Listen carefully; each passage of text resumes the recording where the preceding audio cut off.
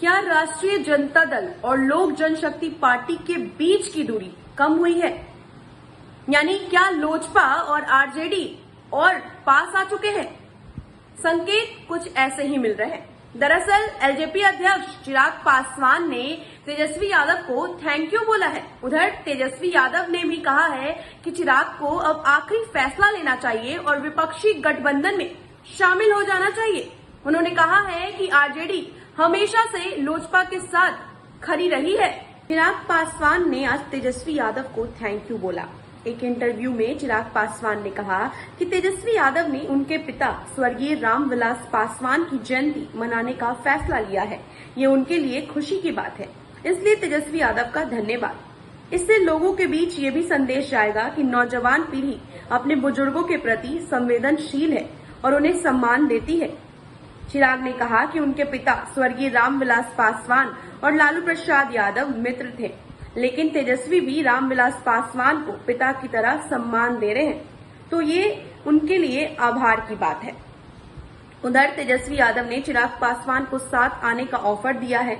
एक समाचार एजेंसी से बात करते हुए तेजस्वी ने कहा कि उनकी पार्टी हमेशा रामविलास पासवान के साथ खड़ी रही है।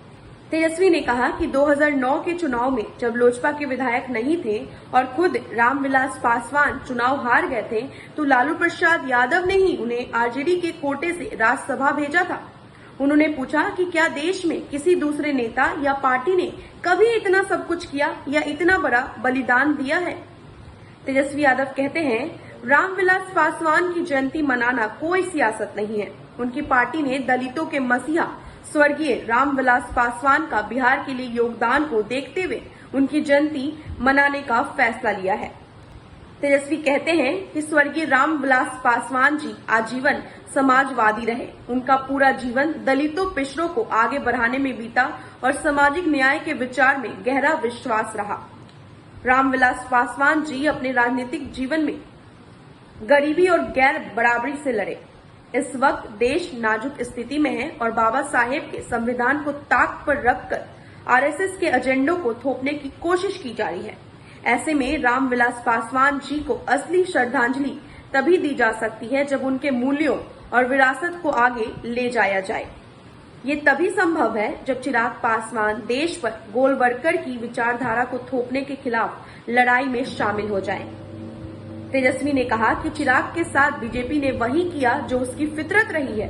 बीजेपी दूसरे पार्टियों या नेताओं को चांद पर ले जाने का वादा करके उन्हें झांसे में लेती है, लेकिन जब उसका काम निकल जाता है तो उसे ये लगता है कि अब वो उनके किसी काम के नहीं रहे, तो उन्हें ऐसे निकालती है जैसे कि दूध में से मक्खी को निकाल कर फेंक दिया जाता हो।